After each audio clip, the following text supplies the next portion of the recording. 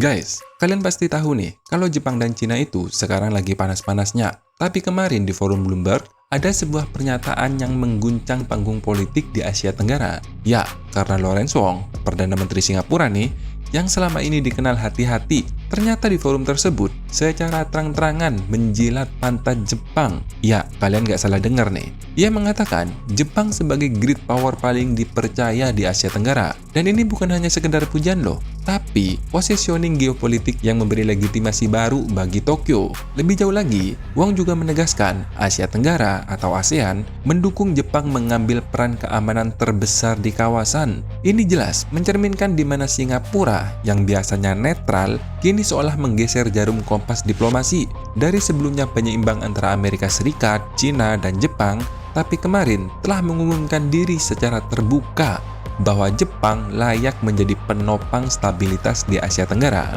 Lantas, apa dibalik pernyataan Wong ini? Kenapa Singapura nekat menjilat pantat Jepang? Gak mungkin dong kalau nggak ada deal di belakang layar. Dan yang tak kalah penting nih, hal apa yang juga perlu disiapkan oleh Indonesia? Nah, penasaran info lengkapnya? Tanpa banyak basa-basi, yuk kita bahas lebih detail lagi.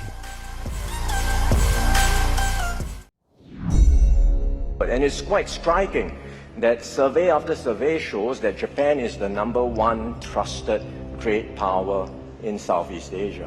And so Singapore and all the Southeast Asian countries support Japan playing a bigger role in our region, including on the security front, because we think that provides for some stability in the region. Akibat pernyataan Wong ini, tak butuh lama nih memicu badai respon dari Beijing hingga Hong Kong.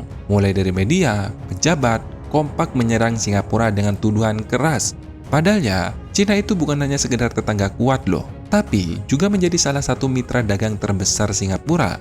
Tentu, serangan retoris ini bisa memberi imbas pada hubungan diplomatik, ekonomi, bahkan posisi Singapura sebagai hub keuangan di Asia Tenggara. Kenapa? Karena Lawrence Wong itu bukan masyarakat biasa bro. Dia adalah pemimpin tertinggi sebuah negara, di mana setiap kalimat yang terlontar di depan publik, apalagi dalam konteks serius, itu mewakili negaranya. Pertanyaannya nih, kenapa Singapura berani, bahkan kalau saya pribadi mengatakan nekat? Nah sebenarnya, ini bukan sekedar politik, melainkan survival. Lawrence Wong tahu, Singapura sekarang itu sedang sakit parah bro. Ya, ekonomi Singapura itu sedang sakit. Di balik megahnya Singapura dan sekaligus negara paling maju di berbagai bidang di Asia Tenggara, terdapat sebuah fakta yang tak banyak orang tahu. Singapura saat ini itu bukan Singapura 10 tahun yang lalu. Rakyat mereka merasakan tekanan yang lebih berat daripada tahun-tahun sebelumnya. Biaya hidup yang semakin tinggi, pekerjaan bagi masyarakat lokal pun semakin susah. Laporan dari Cigna Healthcare International Health Study 2025 mengatakan 8 dari 10 responden atau sekitar 80% mengalami stres. Faktor penyebab stres terbesar yaitu biaya hidup sebesar 53%, ketidakpastian masa depan sebesar 47%, dan masalah finansial pribadi sebesar 43%.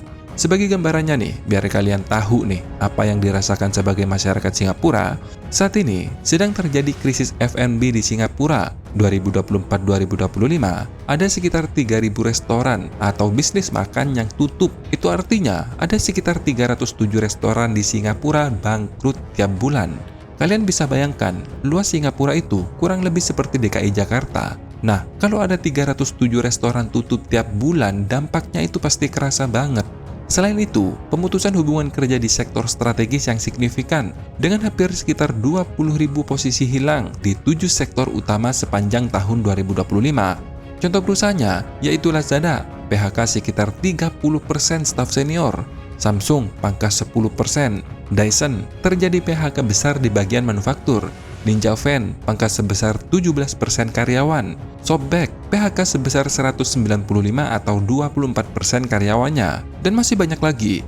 Nah, kalau kita orang Indonesia nih, kalah saing di kota besar, masih ada opsi bro. Bisa pindah ke kota yang lebih kecil, yang lebih ramah berbisnis, atau bahkan ke desa. Bisa mulai dengan bertani, berkebun, beternak, dan lain-lain. Pokoknya ada jalan keluar lah. Tapi kalau di Singapura, mana ada desa bro? Semuanya kota, semuanya beton. Jadi yang tersisa hanyalah satu kata, yaitu survival. Dan itu hanya bicara bertahan hidup loh, belum lagi rumah. Harga rata-rata properti di Singapura itu sekitar $612.000 Singapura, atau kira-kira ya 7,8 miliar rupiah lah. Akibatnya, meskipun penduduknya cuma 5 juta nih, tapi ada sekitar 10% atau sekitar 500.000 jiwa yang masih tidak punya rumah. Di sisi lain, ada kebocoran ekonomi yang besar, eksodus ke Johor Bahru. Johor Singapura Special Economic Zone awalnya dirancang untuk menarik investasi korporasi, memperkuat rantai pasok, dan menciptakan sinergi lintas batas. Tapi realitanya berbeda. Rakyat Singapura memanfaatkannya untuk satu hal, yaitu belanja murah. Data yang mencengangkan, ada 11 juta kunjungan warga Singapura yang ke Johor hanya dalam semester pertama. Padahal ya, jumlah penduduk Singapura itu cuma 5 juta. Artinya, rata-rata itu 2 perjalanan per 6 bulan sekali. Dampaknya jelas banget tuh, uang konsumsi Singapura lari ke Malaysia. Sedangkan UMKM lokal yang ada di Singapura sendiri makin tertekan karena kehilangan pembeli. Ya gimana nggak hilang, lawang orang Singapura sendiri belanja di Malaysia? Nah, sebenarnya ini juga bisa menjadi peluang loh bagi Batam. Kalau Batam bisa mengemas dirinya sebagai alternatif Johor, maka kebocoran konsumsi Singapura ini bisa dialihkan ke Batam. Karena menurut analis DBS, bank dari Singapura sendiri nih, memproyeksikan arus keluar belanja retail ke Johor mencapai 1,5 miliar hingga 2,1 miliar dolar Singapura. Ya kira-kira sekitar 18 hingga 25 triliun.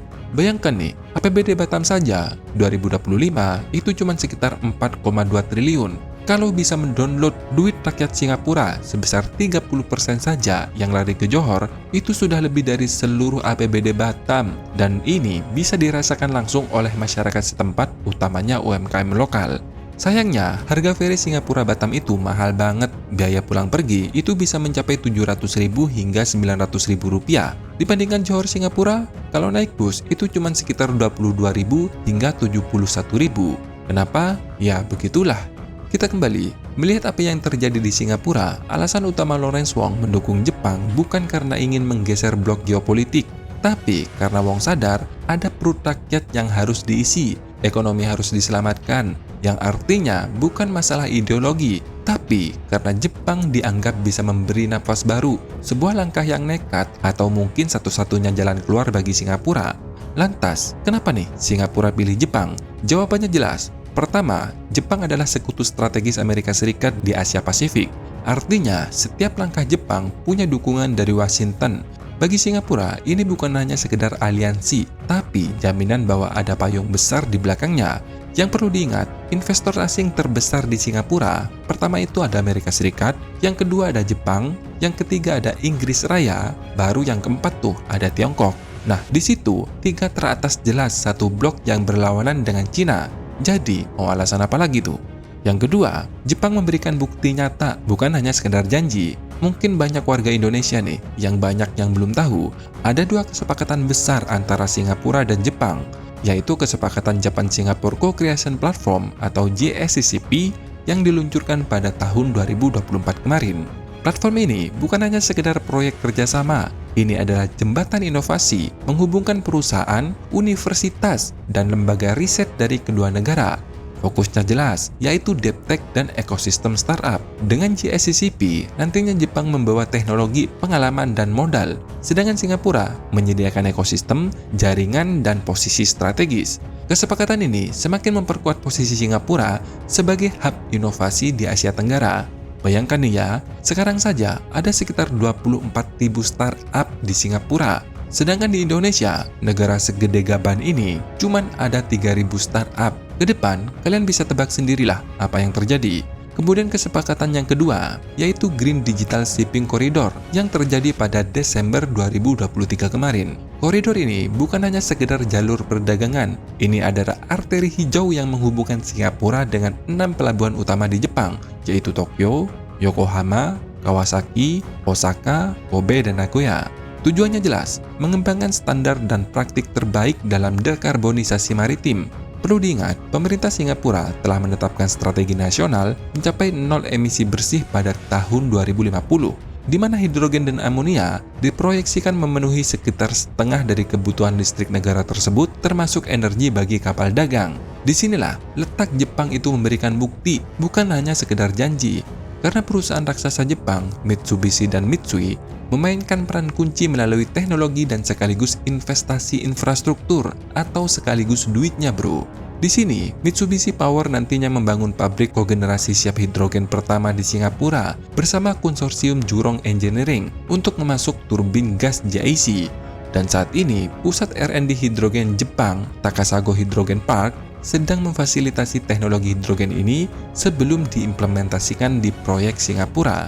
Sedangkan Mitsui berfokus pada pengembangan rantai pasok hidrogen atau amonia. Ini gak main-main loh bro, karena potensi nilai ekonomi amonia itu sangat besar banget. Menurut kajian Nomura Research Institute Singapura, permintaan amonia global diproyeksikan mencapai 470 juta ton pada tahun 2050. Sedangkan Singapura punya target produksi sebesar 43 hingga 57 juta ton atau sekitar 12% dari pasar amonia dunia, di mana 30 hingga 40% dari total produksi tersebut mereka gunakan untuk bahan bakar kapal. Artinya, kalau harga amonia nih waktu itu sebesar $1 saja per kilogram dengan target produksi sebesar 43 hingga 57 juta ton, maka mereka akan mendapatkan sekitar 43 hingga 57 miliar US dollar setiap tahun. Itu artinya sekitar 700 hingga 950 triliun per tahun. Gila nggak tuh? Di sini satu hal yang kita bisa pelajari nih dari Singapura. Mereka memiliki visi jangka panjang dan sekaligus eksekusi yang konsisten. Mereka tidak berpikir hanya 5 tahun ke depan. Inilah yang menjadi kekuatan Singapura, beradaptasi cepat. Begitu melihat tren global bergeser ke energi hijau dan sekaligus ke deep tech, mereka langsung menggandeng pemimpin teknologi dunia seperti Jepang. Tidak mau menunggu lama dan tidak ragu, bahkan meskipun resikonya pun nggak main-main. Dan yang lebih penting, Singapura itu memandang transisi hidrogen bukan hanya sekedar isu lingkungan. Bagi mereka, ini adalah strategi survival ekonomi. Dengan energi hijau, Singapura bisa memastikan dirinya tetap relevan di masa depan, tetap menjadi hub, dan tetap menjadi negara yang dominan di Asia Tenggara. Artinya, kuncinya itu adaptasi. Siapa yang bisa beradaptasi, dia yang bakalan survive. Dan disinilah inti dari semuanya. Lawrence Wong mendukung Jepang terasa berani sekaligus logis karena ia tidak sekedar berbicara hari ini, tapi sedang menyiapkan fondasi Singapura agar tetap relevan 20 hingga 30 tahun mendatang. Lebih baik dicaci Cina daripada membiarkan ekonomi Singapura runtuh dari dalam.